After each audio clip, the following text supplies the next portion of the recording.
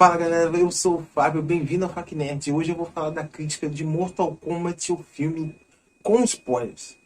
Então, ó, eu já fiz um vídeo sem spoilers, se você quiser, vou deixar aqui no card pra você. Mas se esse vídeo é com spoilers, spoilers. Então, vamos lá. Não se esquece de dar uma olhada nos outros vídeos aqui do canal. Se você gostar, não se esqueça de se inscrever. Deixa o like para ajudar a gente. E vamos lá para esse review. Cara, eu queria muito gostar desse filme. Queria muito mesmo. Eu sou fã da franquia de Mortal Kombat há 30 anos. Eu sou muito fã, mas não deu. O filme é bom? É bom. É isso. É bom. Nada mais que isso. É bom. Esse filme tinha tudo para ser sensacional. A ideia dele, os personagens, os atores envolvidos. Esse filme tinha tudo para ser o melhor filme disparado do Mortal Kombat. Eu nem tô contando a animação do Scorpion do ano passado, mas sensacional. Tinha tudo para ser excelente. Mas, assim, como eu falei, eu não acho o filme ruim. Eu acho que eu daria um 6/7. Eu acho que até um 7 mesmo. O filme não é ruim, o filme é bom. Mas ele, como eu falei na crítica sem spoilers, ele sofre de um problema de ritmo.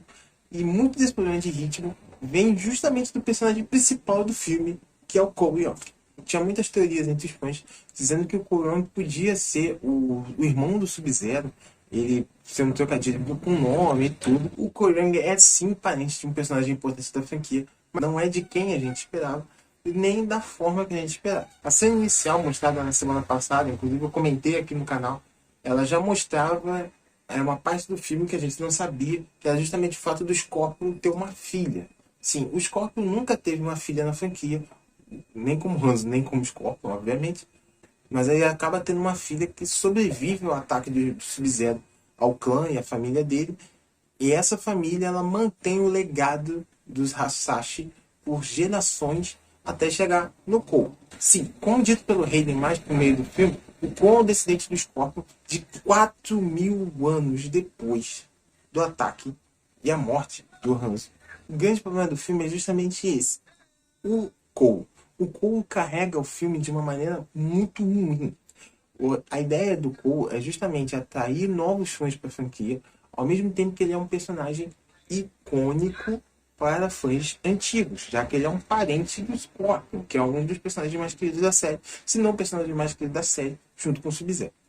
Até aí não tem nenhum grande problema nisso. Você inventar um personagem novo para a franquia, com a justificativa de apresentar ele para um novo público, é uma coisa corriqueira em Hollywood, que é justamente feita para você poder investir pesado num filme que você não tem certeza se vai dar um bom retorno. O grande problema começa por ser justamente na franquia Mortal Kombat. A franquia Mortal Kombat tem uma porrada de personagens famosos, uma porrada de personagens respeitados pelos fãs, uma porrada de personagens carismáticos. Então sim, você não precisava inventar um personagem novo para carregar o filme.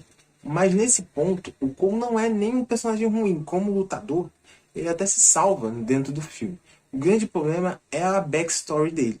Ele não tem nenhuma backstory dos jogos. Então, ele precisa, toda a backstory dele tem que ser apresentada no filme. E ela é muito mal apresentada no filme. Praticamente todas as cenas bizarras do filme, o Cole está envolvido. E é justamente ele que causa problema de ritmo, ao mesmo tempo que ele causa muito das incongruências que tem dentro do filme. Em conversa da Milena com o Shang Tsung, nós somos relembrados, como fãs da franquia, de que o Shang Tsung está infringindo regras do torneio e influenciando os Elder Gods, já que ele está tentando matar os campeões da Terra fora do torneio. Em compensação, minutos depois, o próprio Shang Tsung, que é o regente de Outworld no torneio, portanto ele é o equivalente ao Raiden, ele não pode interferir, mas mesmo assim ele mata um dos personagens, o Kung Lao, que acaba sendo morto e tendo a alma perdida para o Shang Tsung, no momento que infringe completamente as regras do torneio que o próprio filme tinha estabelecido, descumprindo simplesmente porque quer dar um motivo para o Cole lutar. Além de infringirem completamente as regras do torneio, sendo que não acontece absolutamente nada depois, porque nem aparece os Elder Gods, nem o Raiden vai atrás dos Elder Gods para contar o que o Shang Tsung está fazendo, o que não muda absolutamente nada essa questão das regras do torneio. Essa situação era completamente necessária para a construção do Cole, pois o Cole não tinha nenhum tipo de afeição pelo Kung Lao, apesar de do Kung Lao ter tido uma participação importante no filme, ele não faz basicamente nada, a não ser salvar o Cole segundo antes desse ataque acontecer. Os poderes do Cole também são completamente discrepantes com os poderes dos outros personagens do Mortal Kombat, os outros personagens humanos, por exemplo. Quando ele libera o poder dele, ele simplesmente ganha uma armadura que absorve impacto. Basicamente, ele ganhou uma armadura de Wakanda. Ele simplesmente absorve impacto e deixa ele mais forte, criando armas a partir da armadura, depois que ela absorveu o dano suficiente. É um baita golpe de roteiro, já que a armadura é perfeita para enfrentar o Goro, que é o principal, que é o primeiro inimigo dele. Sim, eu falei de despertar poderes porque no filme eles usaram até uma justificativa boa para os humanos terem poderes super-humanos. No caso, os campeões do torneio, as pessoas com a marca do dragão, elas conseguem despertar poderes ocultos, já que elas estão com a marca, elas encontram, digamos, um poder interior delas e liberam ele, transformando sim na energia que os personagens têm nos jogos. Esses poderes são emanados de maneiras diferentes de acordo com a personalidade de cada lutador, o que eu também achei interessante, já que é uma justificativa meio rápida de você fazer com que essas pessoas todas se tornem super-humanas num mundo onde não tem super-humanos. Para fechar essa questão do Cole Young, o principal problema para mim dele, que incomodou bastante, foi a ascensão dele, de um cara totalmente perdido, que não era nem muito afim de lutar, para um cara que simplesmente se tornou o guardião master do reino da Terra, do nada, só porque ele ganhou uma armadura e viu a família quase morrer.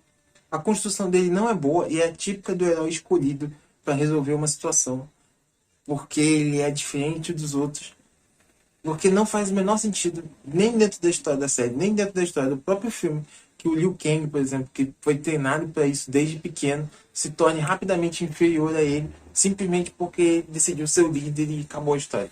Ficou muito esquisito e ficou muito forçado dentro do roteiro também. A questão da influência do Cole no roteiro não é uma situação forte o suficiente para tirar tantos pontos do filme.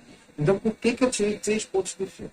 Vamos lá. Primeiro foi o que eu classifiquei como mortes desnecessárias, que eram alguns personagens poderosos dentro da franquia, poderosos, digo, de fama e quantidade de fãs dentro da franquia, que foram muito mal utilizados. A Nitara e o Reiko foram completamente mal utilizados no filme, estão ali justamente para ser descartáveis e serem destruídos com os fatalities. Isso, nesse ponto eu até entendo, sim, a gente precisava de personagens descartáveis, mas o Reiko eu achei uma escolha bem esquisita, já que o Reiko poderia ter mais importância em algum outro filme, além de não ter gostado de terem usado o visual original dele, em vez do segundo, que é muito mais legal, que os fãs gostam muito mais. A Nitara é uma personagem não muito conhecida da franquia, ela foi criada ali no Dead Alliance, eles pegaram o visual dela no Deception e utilizaram ela no filme, basicamente para fazer um fatality com os bonzinhos, o que faz todo sentido. No caso dela, eu não acho uma morte desnecessária, nem assim como o caso do Reiko, que eu até entendo ele morrer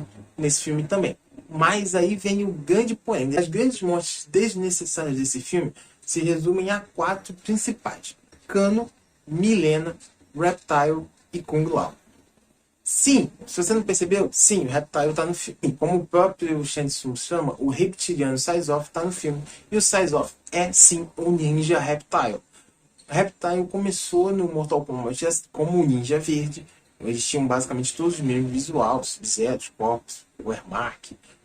Todos eles tinham basicamente o mesmo visual, simplesmente mudavam de cor. À medida que os jogos foram avançando, eles foram se tornando cada vez mais diferentes, visualmente falando. O Reptile, já que o Reptile já tinha um rosto reptiliano por debaixo da máscara, ele foi se tornando realmente um réptil à medida que os jogos avançavam, se tornando uma raça totalmente diferente dentro da franquia dos jogos, se tornando muito mais réptil, ainda apesar de lembrar o visual dele de ninja.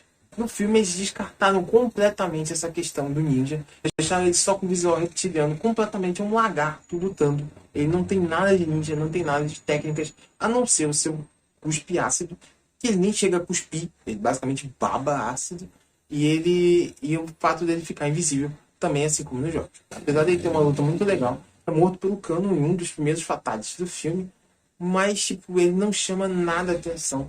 O visual dele não é assustador, e mesmo quando ele aparece, claramente era poupar CGI, porque ele aparece pouquíssimo dentro do combate, fica na maior parte do tempo invisível. Se a questão era justamente poupar CGI, sim, eles podiam ter dado o visual ninja para ele, deixando ele invisível como um ninja. Isso ia poder fazer com um humano se maquiasse, que ia ser muito mais barato do que você ficar gastando CGI para fazer um réptil gigante. Kano, apesar de ser um dos personagens mais irritantes da franquia, foi um dos personagens mais bem desenvolvidos dentro do filme. Não só pela questão de todo o passado dele, mas também por toda a personalidade que o ator colocou no personagem, deixando ele muito dedicado ao papel e deixou ele em destaque na presença dos outros atores ali, como por exemplo, na mesa de jantar, justamente no momento que ele manifesta o poder, onde o ator se destaca claramente dos outros, com o empenho que ele tá para desenvolver o Kano como aquele personagem irritante, grotesco, mal educado e bem-humorado. Os produtores falam que um dos motivos pelo qual o grande Johnny Cage não tá no filme era justamente pelo humor do Kano, para eles não se enfrentarem dentro do filme, já que os dois seriam personagens cômicos. Então eles focaram no Kano e tiraram o Johnny Cage. Mas a partir do momento que você já estava construindo o Kano para se tornar um vilão, já que ele é um vilão dentro da franquia, não fazia o menor sentido você ignorar algum personagem cômico do lado dos bonzinhos, até porque se você vai matar o Kano justamente no primeiro filme, não tem por que você investir tanto tempo nele. O filme acaba perdendo tempo demais desenvolvendo um personagem que não é teoricamente pra gente gostar dele e que ele vai morrer ali pra frente. Outras mortes desnecessárias, tanto pro filme quanto pra franquia Mortal Kombat, são a Mileena e o Kung Lao. Os dois personagens têm uma fandom gigante aqui fora. Todo mundo ama eles demais. São personagens sempre pedidos nos jogos do Mortal Kombat. Inclusive, tem gente pedindo continuação de Shaolin Monks até hoje. Inclusive, a Mileena foi extremamente pedida e hypada no Mortal Kombat 11, de tanto que ela demorou para aparecer no jogo. São dois personagens muito queridos pelos fãs que tiveram 5 minutos de tempo de tela. Mileena não tá de roupa rosa, não tá com a máscara. Em nenhum momento ela usa máscara. Em nenhum momento ela fala o nome da Kitana. E ela morre assim. Mileena tem todo um background incrível com a irmã dela, a Kitana. A irmã dela, Kitana. Isso simplesmente é removido completamente do filme, ignorando não só a Kitana, que só tem o leque dela que aparece ali nos easter eggs, é completamente ignorada e a Mileena morre sem nem sequer olhar a cara da irmã. E o Kung Lao, que apesar de ter pouquíssimos minutos de tela, é um dos personagens mais bem desenvolvidos dos heróis, porque em mesmo pouco tempo de tela, eles fazem questão de ressaltar o quanto ele é importante, o quanto ele é habilidoso, o quanto ele dedicou a vida toda para isso, o quanto ele tá ali para lutar pelo torneio, e ele morre em segundos antes de o torneio começar. É isso. Foi um absurdo que eles fizeram com o Kung Lao, simplesmente para motivar o Cole, como eu já tinha falado antes, mas foi um absurdo que eles fizeram com o Kung Lao, sendo que ele fosse morto da forma que ele foi pelo Shang Tsung, eles simplesmente mataram o personagem só para dizer que mataram um personagem bonzinho, sendo que não fazia o menor sentido ele morrer naquela situação, já no primeiro filme. Se você queria fazer o choque nos fãs, mostrando que sim, o personagem principal podia morrer, você teria muitos outros personagens que você poderia ter gastado por esse momento, e não o Kung Lao, que tem uma história importantíssima junto com o Liu Kang dentro do planeta. Outro problema que tirou pontos do filme foi que ele foi construído para claramente ter uma continuação, deixando muitas pontas soltas abertas, inclusive o próprio filme. O filme em si não lida com nada da franquia Mortal Kombat, dizendo simplesmente que sim, tem um torneio. Esse torneio já foi vencido 9 vezes pelo Outworld. A gente precisa impedir que ele ganhe o 10º, senão a Terra vai ser destruída. Que é o mesmo plot do filme clássico, mas aqui o torneio não é mostrado. Eles simplesmente fazem a apresentação dos personagens, a apresentações dos vilões e a apresentação dos heróis para um torneio que não começou. Uma das questões principais do filme foi justamente a questão do visual. Tem alguns personagens com um visual extremamente bom, tipo o Goro, apesar do CGI não estar muito bom, o visual dele está excelente. Ou o Cabal, que está com visual incrível. O Kung Lao e o Kano, por exemplo, estão com visual muito bom, apesar do Kano não ter o problema no olho, ele não ter a parte cibernética no olho. O Jax também ficou muito bem trabalhado, a Sonya também ficou muito bem trabalhada. Inclusive a Sonya é um dos melhores personagens desenvolvidos dentro do filme, porque apesar dela não ter a marca desde o início, ela é exatamente como nos jogos. Ela é aquela heroína determinada a ajudar, mesmo sem saber que podia ajudar, porque como ela não tinha marca, ela não tinha os poderes, e ela sabia que ela não podia intervir no torneio, mas ela estava ajudando o Jax nesse tempo todo, então mesmo assim foi incrível o desenvolvimento dela, ficou incrível. Como eu falei na crítica sem spoiler, o ritmo do filme é muito bagunçado, mas as partes que tá no alto do filme são incríveis, as cenas de luta são muito boas, são muito bem coreografadas, afinal praticamente todo o elenco são de lutadores profissionais, então você consegue realmente utilizar os personagens, mostrar os rostos deles, não os dos dublês, E eles têm uma coreografia de luta muito bem feita. A ideia das habilidades também achei muito boa. Então, sim, apesar de todos esses defeitos que eu expliquei, o filme é bom. O único problema é que esses defeitos seguram o filme nisso. Bom, esse filme sim podia ser muito melhor. Ele podia focar muito mais nessas partes. Se ele tivesse excluído o Cole, por exemplo, ele teria muito mais foco nesses personagens, utilizando eles de maneira melhor do que eles utilizaram. Então, sim, você poderia fazer até as mesmas coisas, como, por exemplo, matar determinados personagens, de uma maneira muito mais impactante, já que você estaria muito mais apegado a eles, do que simplesmente acompanhando um protagonista que você nunca ouviu falar na série. O grande momento do filme, que é justamente o mais esperado, que era a grande aparição do Scorpion, vai ser o momento mais discutido entre os fãs, porque muita gente achou bizarra a maneira que ele apareceu, outras pessoas acharam irado, o cara chegou para salvar o dia, Deus Ex Machina, mas eu achei muito estranho. O Scorpion apareceu como uma invocação de Naruto. Foi basicamente isso. O Cole Young sangra na adaga do Scorpion e aí o Scorpion aparece para salvar o dia, basicamente como uma grande invocação de Naruto. Eu já tinha achado isso pelos trailers, tanto que se você reparar pelas imagens dos posters, estão muito diferentes da imagem do trailer. Mas agora que eu vi o filme, eu posso dizer com certeza, o visual do Scorpion não ficou bom. Eles chamaram um grande ator para fazer o personagem, o que foi muito necessário para a parte inicial do filme, aqueles minutos iniciais, mas era completamente desnecessário para a parte final, já que ele tira a máscara inúmeras vezes desnecessariamente, quebrando totalmente o espírito do Scorpion, já que a ideia do Scorpion é justamente essa coisa do espectro, ele sombrio, com essa coisa do inferno, e ele não usa fogo, ele não usa nada, ele simplesmente usa o Spear. E mesmo assim, ele só vence porque ele tá com o cu ajudando. Isso foi a pior parte do filme. O Scorpion ficou 4.000 anos preso no inferno e ele precisou da ajuda do cu para vencer o Sub-Zero. O único grande momento que eu achei que ia salvar o Scorpion, que era justamente o momento do Fatality dele, que é quando ele tira a máscara para virar a caveira e cuspir o fogo. Nem isso eles fizeram completamente. Ele tira a máscara e ele não vira a caveira completa. Caraca, qual o problema de acertar o Scorpion? Qual o problema de acertar o Scorpion? Qual o problema de acertar o Scorpion? O Scorpion é o mais fácil de acertar. Ali no final do filme tem mais um easter egg que eles deixam ali. Esse é o easter egg mais claro do filme todo. Eles deixam ali na cara que o Raiden diz que a gente precisa buscar novos campeões, que a gente precisa proteger os outros lutadores.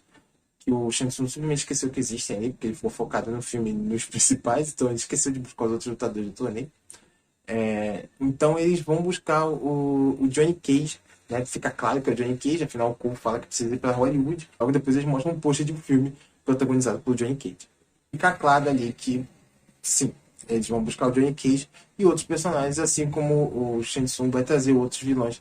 E eu acredito que tem, assim, esse segundo filme, afinal, a recepção do público, na média, foi bem positiva, apesar da crítica ter batido bastante. Então eu acredito sim que se o filme fizer o dinheiro que eles estão esperando, apesar do lançamento na HBO Max, afinal a gente está vendo só por causa da HBO Max, então eles estão contando com esse sucesso na HBO Max e no cinema para garantir esse segundo filme, já que eles falaram que tem ideias para até 5 filmes, no caso esse, mais 4 continuações. O filme, como eu falei, ele acertou em muitos pontos, ele errou em alguns que machucaram bastante o filme, mas sim, ele acertou boa parte dele, que faz realmente o filme ser bom.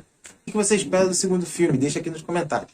Mas sim, eu recomendo para quem é fã da franquia e recomendo até para quem não é, porque no mínimo você vai se divertir com as partes altas desse fluxo bagunçado do filme. Então, ó, fica de olho, assina o nosso canal, deixa o like para ajudar a gente, compartilha com os amigos que viram o filme e vamos conversar sobre Mortal Kombat. Valeu, galera, e até o próximo vídeo.